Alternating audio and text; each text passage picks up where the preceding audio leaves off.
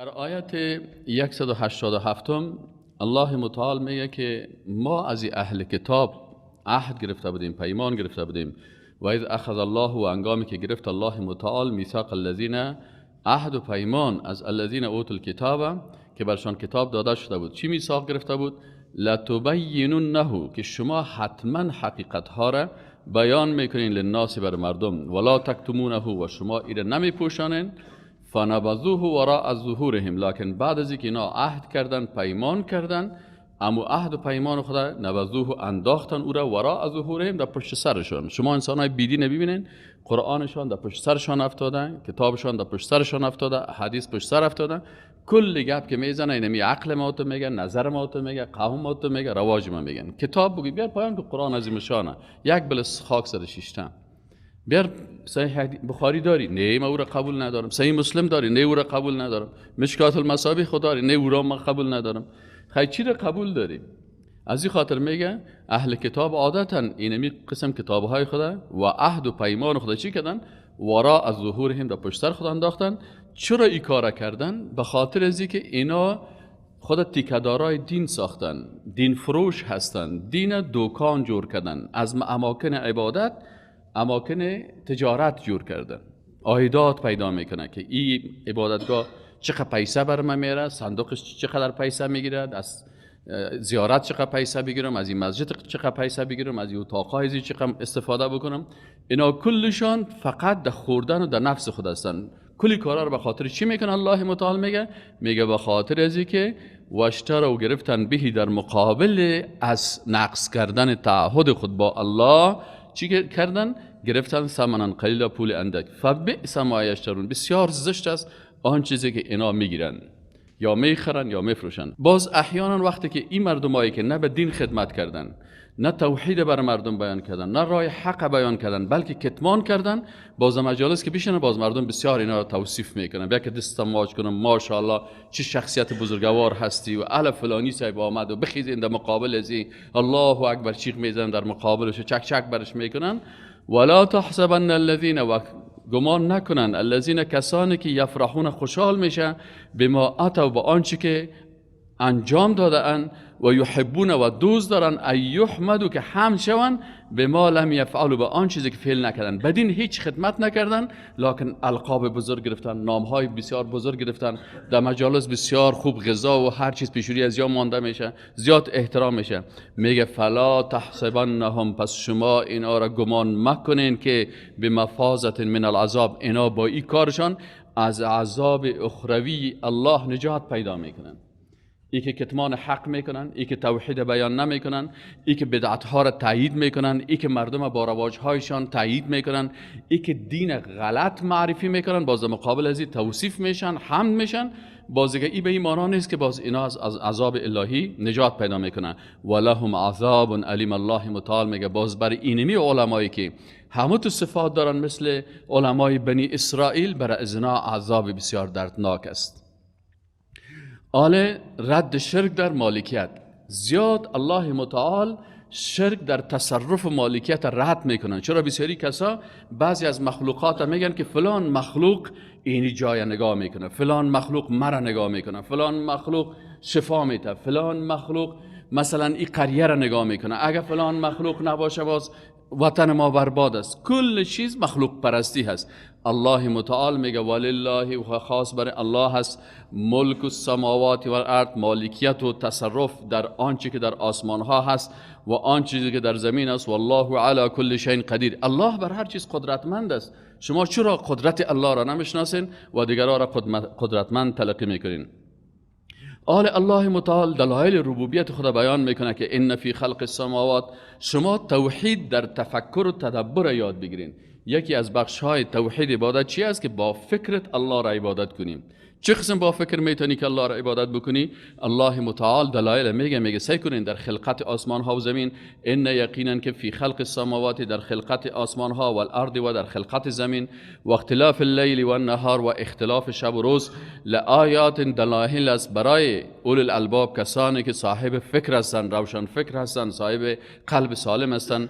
الذین، این مسلمان های واقعی چه قسم است؟ مؤمن حقیقی را صفتش بیان میکنه، میگه مؤمنای حقیقی الذین کسانی هستند که یذکرون یاد میکنن وحدانیت الله را یاد میکنن، صفات الله را یاد میکنن، مالکیت الله را یاد میکنن، ای که الله مالک متصرف است، ای که الله خالق آسمان ها و زمین است، الله شفا دهنده هست، الله روزی دهنده هست، این را یاد میکنن. یذکرون الله قیاما در حالت ایستاده و قعودا و در حالت نشسته و علی جنوبهم و در حالتی که به پهلو خفته هند، یعنی در هر سه حالت ذکر الله را میکنن، یاد الله را میکنن. در وقتی که ایستاده هستم بالای من چی احکام الله هست، وقتی که من نشسته هستم بالای من چی احکام الله هست، وقتی که من به پهلو خفتیم چی احکام الله بالای من است، این کلش به یاد میگیره.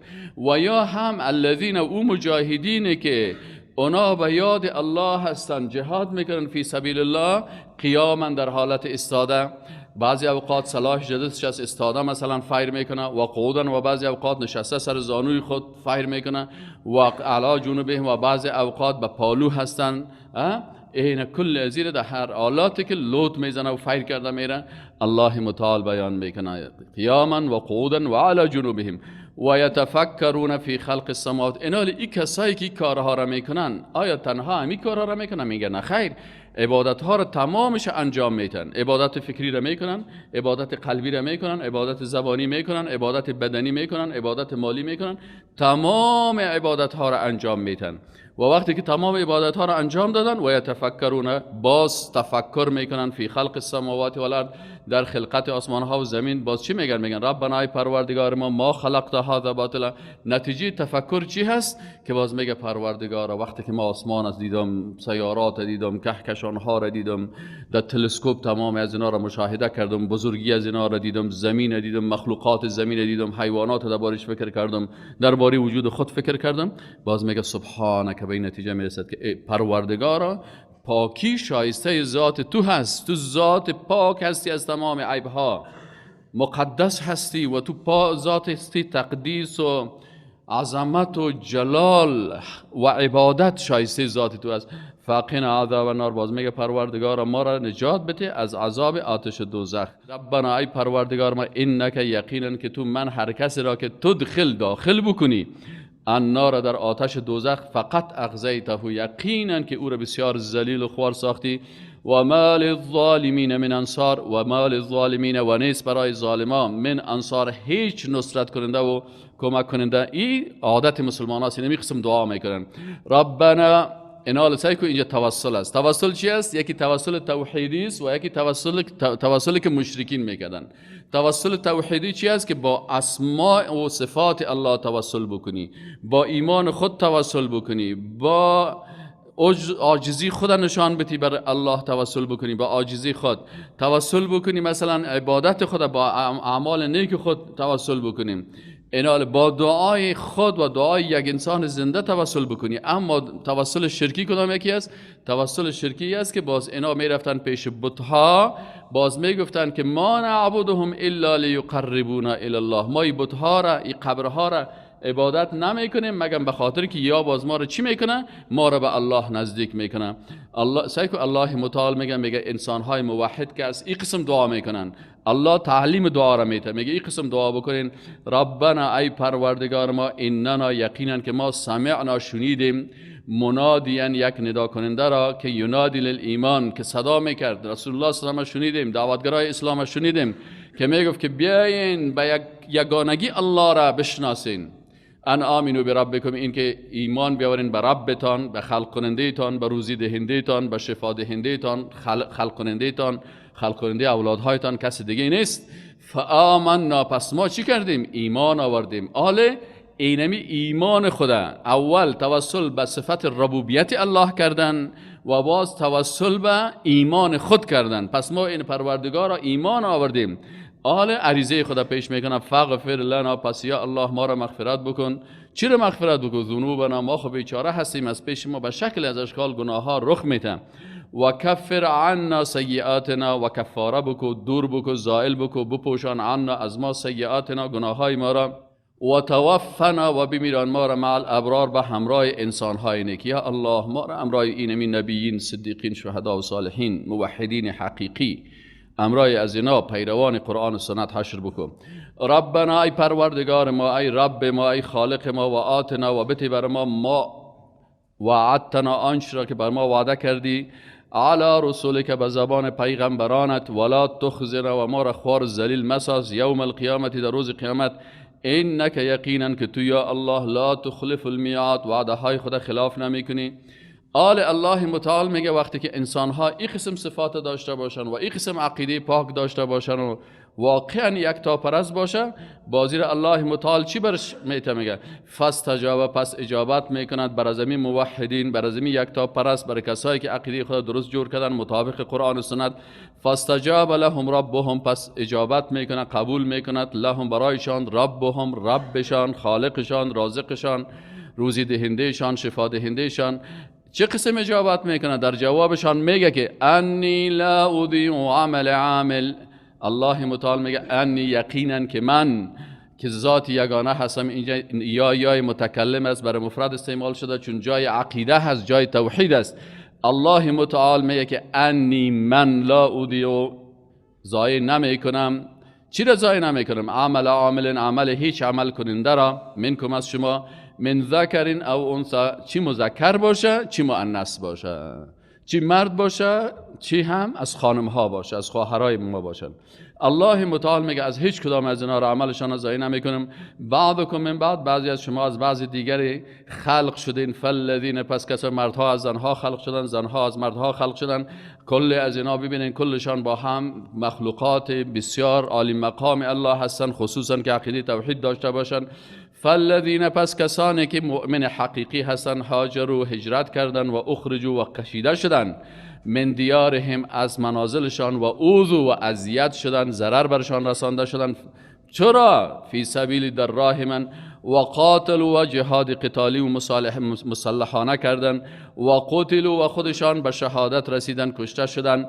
لأکفرن، حتما از بین میبریم، عنهم، از ایشان، سیئاتهم، این منزلت شهدا هست که تمام گناه های شهید در اونمون لحظه شهادت بخشیده میشه. ولا ادخلنهم، و حتما داخل میکنیم ایشان را، جنات، در باغهایی که تجری جاری میباشه، من تحت الانهار، و از زیر قصرها و باغهای آن نهرها، جویبارها. ثوابا من عند الله، این تمام ثواب و اجر پاداش از جانب الله هست. والله، و الله متعال هست سبحانه و تعالی، عنده، به نزد و حسن ثواب، بهترین ثواب های دیگه که در جنت است. برای زنها مطابق مزاجشان هر چی که خواسته باشن، برای دخترها مطابق مزاجشان هر قسمی که در جنت از نعمت ها خواسته باشن، برای پسرها مطابق مزاجشان، برای همگی. و در جنت تمام زنهای پیچ سفید هم چی میشن؟ نه مرد پیچ سفید داخل جنت میشن، نه زن پیچ سفید. زن پیچ سفید و مرد ریش سفید داخل جنت نمیشن. چرا داخل جنت نمیشه؟ به خاطر که رسول الله صلی الله علیه و سلم گفت که اینا چی میباشن؟ کلشان به صورت جوان، اما تو خوش قواره و زیبا، در مسن بلوغ که آدم نو میباشه. این آدم چقدر خوب است که تو لوکس دیگه چهره یک تو مقبول باشه، باز هیچ کس سر هیچ کس تیم دادن نمیتونه که استایل ما خوبش است، بلکه کلگی با یک زیبایی خاص داخل جنت میشه. لا یغرنک تقلب الذین کفروا فی البلاد. الله متعال میگه بعضی اوقات کافرها چی میشن؟ یک کمک کافر و مشرک و منافق و مرتد یک چند وقت قدرت حاصل میکنه، چند تا موتر میداشته باشه، بلند منزل میداشته باشه. لا یغرنک، مغرور نسازد تو را، یا فریب ندهد تو را. تقلب الذین، گشت و گذار، یا پیروزی و کامیابی، یا مال و ثروت و قدرت سیاسی، الذین، کسانی که کفر و کافر شدن، فی البلاد، در کشورها. بعضی اوقات الله متعال بر از اینا به خاطر امتحان میته بعضی چیزها را. متاع قلیل، میگه اینمی چیزی که هستی، کل چیزی که در دنیا هست، موترش، مالش، کلش قلیل است. چرا؟ یک مدت کم از چند روزک است. دیگر روز باز که سیل کنی، اینمی نفره که موتر خوبش داره، باز نان خوردن نمیتونه، وقتی که چوکی خوبش داره، هزارها قسم مرض داره، خوردن نمیتونه، موترش برش غم است، قصرش برش غم است، مالش برش غم است. متاع قلیل، یک متاع بسیار کوچک و اندک و با زمان کم است. ثم مأواهم، باز الله متعال میگه باز جایگاهی از اینا بسیار خطرناک است. کجاست جایگاهشان؟ یا الله، جهنم، میگه جهنم است، و بئس المهاد، و بسیار بد و زشت جای از دوزخ. الله ما مسلمانان و مؤمنین از این حفظ بکنم. لكن الذين اتقوا ربهم، لكن شما کسایی که میخواین که حقیقتا توحید، ایمان، اعمال صالحات، دعوت، جهاد، 70 چند شعبه ایمان، حقیقتا کسایی که ایمان دارن و تقوا میکنن و کل دیگه عمل میکنن. الله متعال میگه لکن الذین مگر کسانی که تقوا کردن، ربهم ترسیدن از پروردگار خود، تمام احکام الله را بالای خود تطبیق کردن، لهم جنات تجری من تحت الانهار، بر از اینا جنت هایی است که جاری می باشه از زیر از این نهرها، خالدین فیها همیشه در این جنت ها می باشن، نزلا من عند الله، میگه این جنت که از مهمانی الله هست. الله بنده های واقعی خدا چی میکنه؟ مهمان خود میکنه. شما سعی کنید بنده یک انسان سعی کنید، بنده یک مهمان یک شخص عادی رو سعی کنین، مهمان یک تجار وقتی که شوین، باز اگر مهمان یک وزیر باشین چه قسم می باشه، باز اگر کس مهمان امیر المؤمنین باشه باز او چه قسم برش غزارت این میکنه. حال شما تصور بکنین اگر مهمان یک تجار پیسدار و میلیونر باشین، اما اگر مهمان مالک السماوات والارض هستی، میگه این نزلا مهمانی هست من عند الله، از جانب الله، خیرون، این مهمانی از جانب الله میگه بهتر است مهمان الله شوین، خیرون بهتر است الابرار برای نیکوکاران. آل صفت دیگه اهل کتاب چی هست؟ میگه و این من اهل الکتاب، و بعضی از اهل کتاب کسایی که مردمای خوب هستن، مردمای درست بودن، اخلاص داشتن، تقوا داشتن، اونا هم کفر اختیار نمیکنن. و این من اهل الکتاب و این و یقینا که من اهل الکتاب، از اهل کتاب، لمن کسانی هستن که یؤمنو ایمان میداشته باشن بالله و الله سبحانه و تعالی، و وقتی که اینا ایمان داشتن باز تعصب نمیکنن، تکبر نمیکنن، خودخواهی نمیکنن، دین پرستی و مذهب پرستی نمیکنن که دین ما یا مذهب ما خوب است، بلکه ایمان به الله دارن. و ما انزل الیکم، همچنان ایمان همین قسم که به تورات انجیل داشتن به قرآن می داشته باشن. و ما انزل الیهم، و آن چیزی که نازل شده به خودشان، خاشعین لله، یعنی و ما انزل الیکم، آن چیزی که بر شما نازل شده قرآن عظیمشان، به قرآن و سنت هم ایمان میرن. و ما انزل الیهم، و با آن چیزی که برای خودشان نازل شده مثل تورات و زبور و انجیل و سایر صحائف، خاشعین لله. و این کار چرا میکنن؟ به خاطر این کار میگه کسایی میکنن در حالی که خشوع دارن، فروتن هستن، تواضع دارن. در مقابل کی؟ در مقابل الله. لا یشترون بآیات الله ثمنا قلیلا، این مردمای مؤمن حقیقی نمیفروشند آیات الله را، یا نمیخرند، نمیگیرند در مقابل آیات الله ثمنا قلیلا، یک پول اندک که مدتش بسیار کم است، ظرفیتش بسیار کم است. اولئک لهم اجرهم، بر از این مردم هایی که اهل کتاب هستن، ایمان حقیقی دارن، الله متعال میگه لهم اجرهم عند ربهم، پر از اینا هم اجر از به نزد ربشان، خالقشان. ان الله سریع الحساب، یقین داشته باشید ان یقینا که الله متعال سبحانه و تعالی سریع الحساب، بسیار زود گیرنده حساب است. از مسلمان ها صفت یک امر الله هست برای مسلمان ها. عبدالله بن مسعود رضی الله عنه میگه وقتی که شما شنیدین یا ایها الذین آمنو، بسیار دقیق فکر بکنید، یا الله متعال یک امر بسیار مهم براتون میگه، یا از یک کار بسیار زشت شما را نهی میکنه. پس شما وقتی که گفته میشه یا ایها الذین آمنو، مسلمان ها مؤمنین حقیقی تیار صید، اما تو تیار می باشن و گوشهای خود هم متوجه هستن، اما تو 100%. یا ایها الذین آمنوا، ای مؤمنان، اصبروا، صبر بکنید، و صابروا، و دیگران را به صبر دعوت بکنید. اصبر، خودت صبر بکو، و صابر یعنی دیگران را به صبر کردن امر بکو، دعوت بکو، خانواده تا دیگر مسلمان ها را. و رابطوا، و آماده جهاد باشین، و مراقب حرکات دشمنا باشین، و همیشه آماده باشین که اگر دشمن سر شما حمله کرد در مقابل ازو بتاین که در مقابلش حمله بکنین. واتقوا الله لعلکم تفلحون، و از الله متعال بترسید، لعلکم تفلحون، شاید که شما کامیاب شوین. سبحانك اللهم و بحمدک، اشهد ان لا اله الا الله و استغفرک و اتوب الیک. بسم الله الرحمن الرحیم. الحمد لله و الصلاة و السلام علی رسول الله صلی الله علیه و سلم.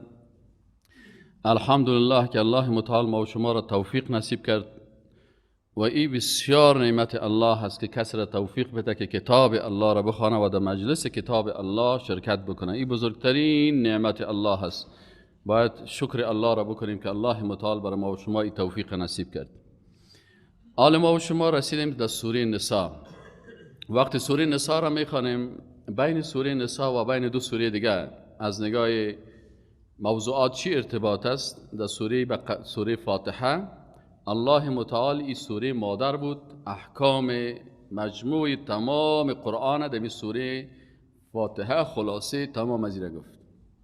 در سوره فاتحه گفت یک تعداد مردم ها را مشخص ساخت که چه قسم انسان ها هستند، مغضوب علیهم کدام کسا هستند، ضالین کدام مردم ها هستند و انعمت علیهم کدام کسا هستند.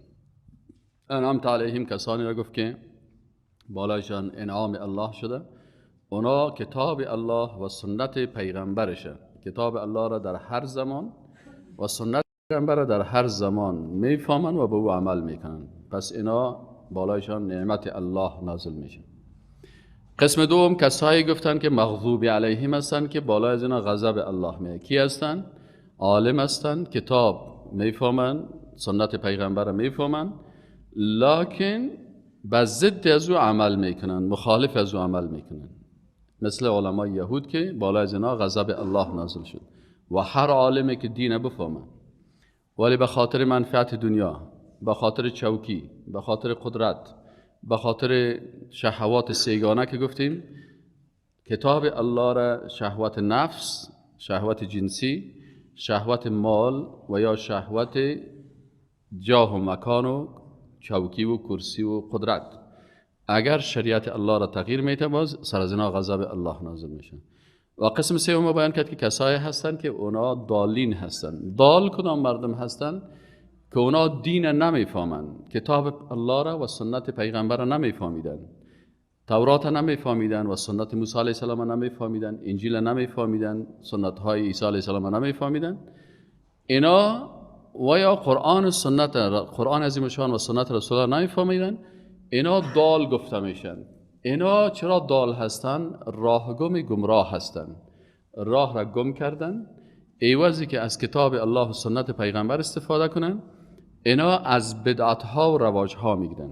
هر کسی به ایواز کتاب و سنت از رواج ها استفاده میکنه، از عقل خود شریعت میسازه، از ادیان دیگر احکام میگیره، او را در دین خود داخل میکنه و از دل خود عقیده خود جور میکنه، پس این انسان ضال است. و رسول الله صلی الله علیه و آله کل بدعت ضلاله، هر بدعت دلالت و گمراهی است.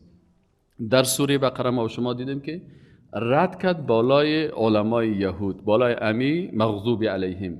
صفات مغضوب علیهم کلش در سوره بقره بیان شد. کسایی که سرشان غضب الله شده بود چی کارها کرده بودن، چرا به قردتان خاسئین تبدیل شدن، چرا لعنت الله سزا، این کلش در سوره بقره بیان شد که اونا چی مشکلات اعتقادی داشتن، چی مشکلات اخلاقی داشتن، در معاملات اقتصادی و معاملات اجتماعی چی مشکلات داشتن و در عبادت ها چی خرابی ها کردن. در سوره آل عمران الله متعال امو 60 نفر وفد نجران که آمده بودن پیش رسول الله صلی الله علیه و سلم، شبهاتی که اونا آورده بودن این بیان کرد و رد از این شبهات کرد و گفت که نصرانی ها وقتی که بدعتکار بودن، یک بدعت خطرناک شانی بود که عیسی مسیح بچه الله قرار دادن. این بدعت اعتقادی هست. دیگه بدعت های تسلیس آوردن، بدعت های عبادات بود، اینا بود و اشتباهات شدن. آل در سوره النساء الله متعال در اینجا عادات مردم جاهلیت بیان میکنه و مردم جاهلیت خطرناکترین مشکلشان خوردن حقوق زنها هست. از این خاطر این سوره مبارکه چون زیاد حقوق خانمها را بیان میکنه، حقوق زنها که در عصر جاهلیت پامال میشد، دخترکا را زنده به گور میکردن، زنها را میراث نمیدادن، مال از اینا را میخوردن، یتیما را در حقشان ظلم میکردن. الله متعال در این سوره نساء رد میکنه بر عادات جاهلیت. جاهلیتی که قبل از اسلام بود، جاهلیت رومانی ها اول بود، به صورت عام جاهلیت جهانی بود و به صورت خاص جاهلیتی که در بین عرب ها وجود داشت. در جاهلیت جهانی رومانی ها بودن که در بین از اینا وثنیت یا بت پرستی وجود داشت. اصلا دین امپراتوری رومانی اینا یک تسلیس داشتن، العیاذ بالله 3 خدا داشتن. یکی جوپیتر بود، دیگهش مارس بود و دیگهش هم کورنیوس. 3 معبود باطل داشتن که این خداهای ثلاثه یا سیگانه میگفتن به نام تثلیث مقدس در امپراتوری روم بود که جوپیتر و مارس و کورینیوس. اینا وقتی که عیسی علیه السلام آمد، پس دوباره با گذشت زمان امو عقیده بت پرستی خود دوباره آوردن، در لباس نصرانیت پیش کردن.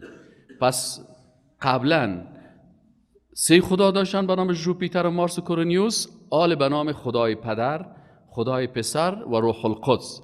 العیاذ بالله خالق متعال الله را گفتن خدای پدر است و عیسی مسیح گفتن خدای پسر است و جبریل امین و یا کدام پرندگی که به شکل پرنده میگه بود این روح القدس میگفتن این خدای روح القدس است.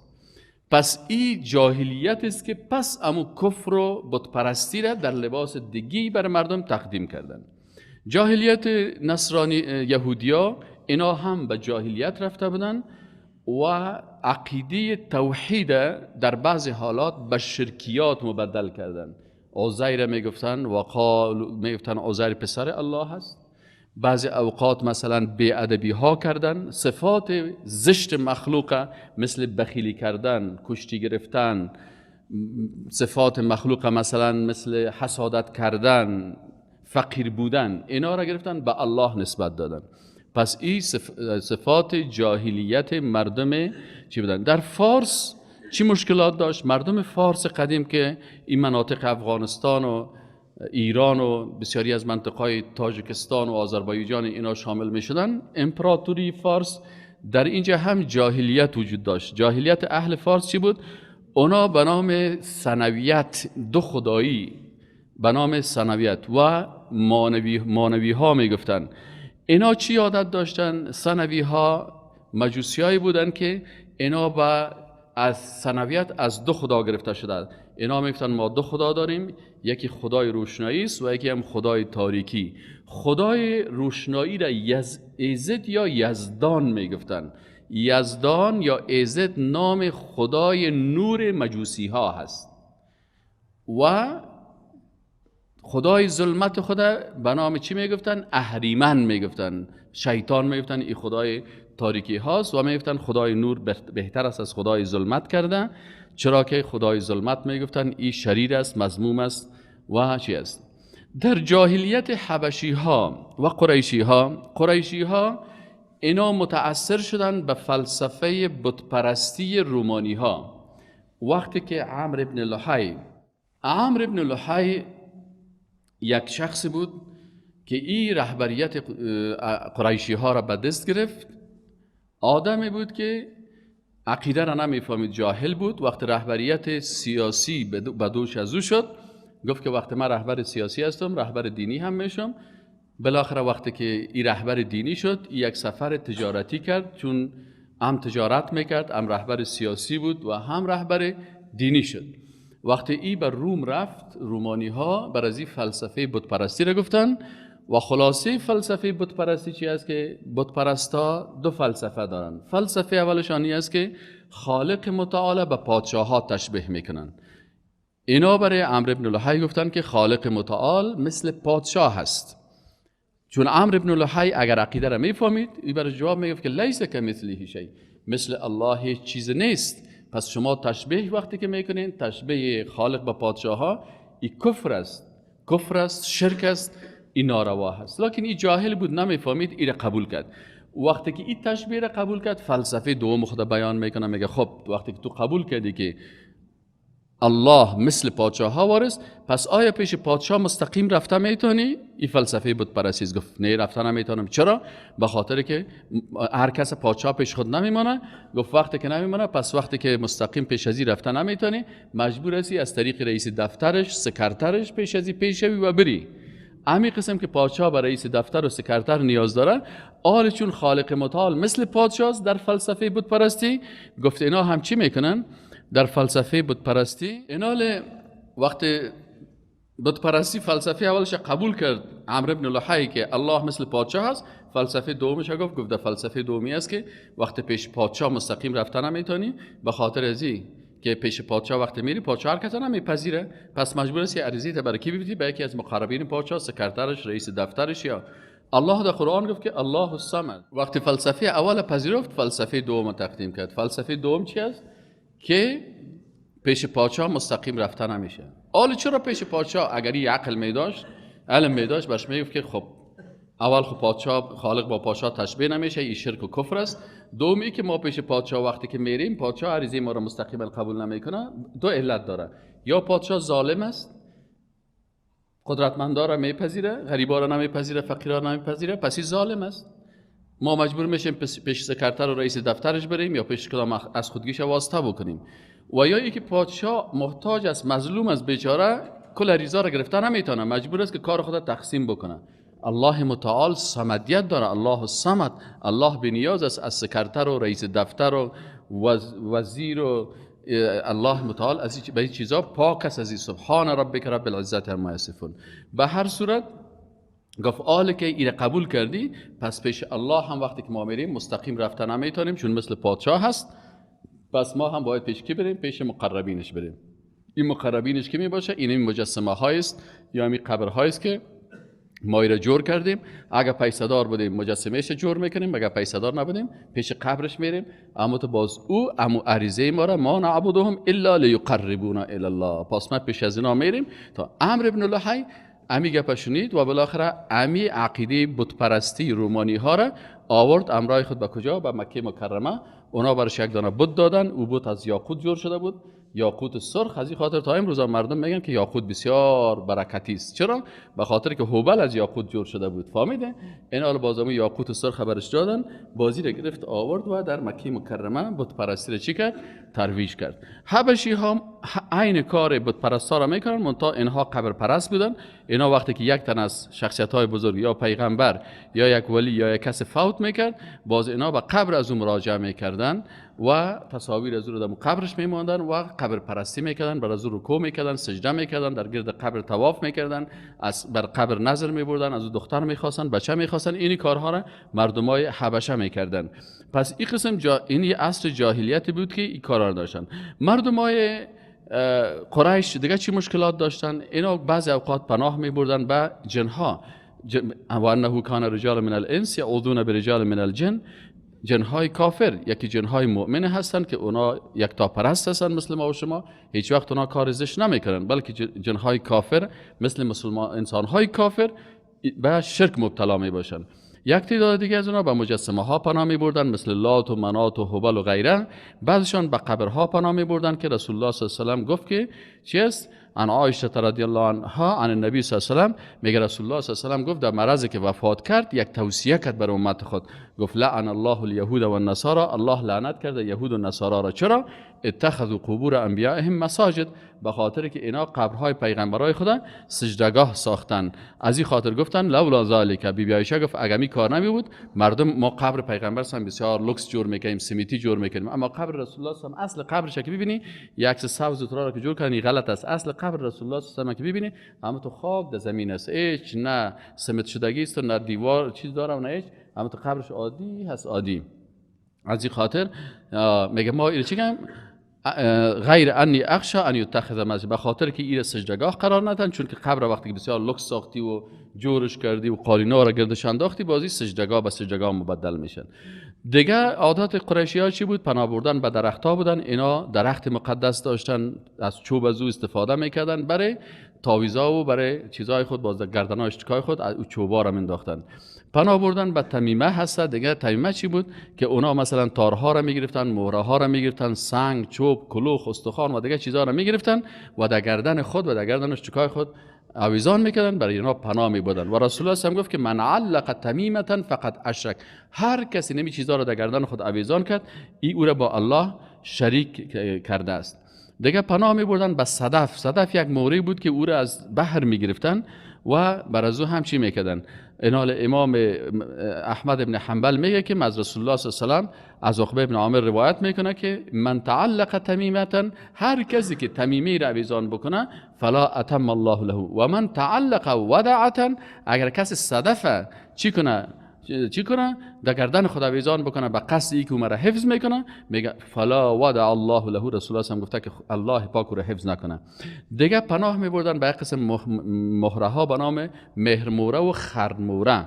مهر موره یک قسم مورا رو جور کرده بودن که برای خانم‌ها به جادوگران میدادن، میگفتن ایره که داشته باشی باز شوهرت همراه تو بسیار مهر میکنن و یک تعداد موره دیگر رو برشان میدادن، میگفت اگر ای پیشت باشه باز شوهرت مثل حیوان مرکب واره پیشت می باشه در خدمتت.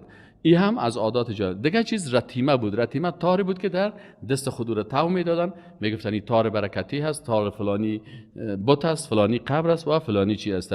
دیگه پناه میبردن به بعضی انگشترها و چله هایی که او را به نام کریم مقدس، مثلا دست اون دوها میبینید، دست بت پرستا، اینا کلشان عادت های شرکی از اینا بود که الله متعال آل رد ایرمی تمام اعتقادات باطل از اینا را که اینا داشتن، اینا در سوره در این سوره مبارکه بر ما و شما بیان میکنه. میگه مشکل اول جاهلیت چی بود؟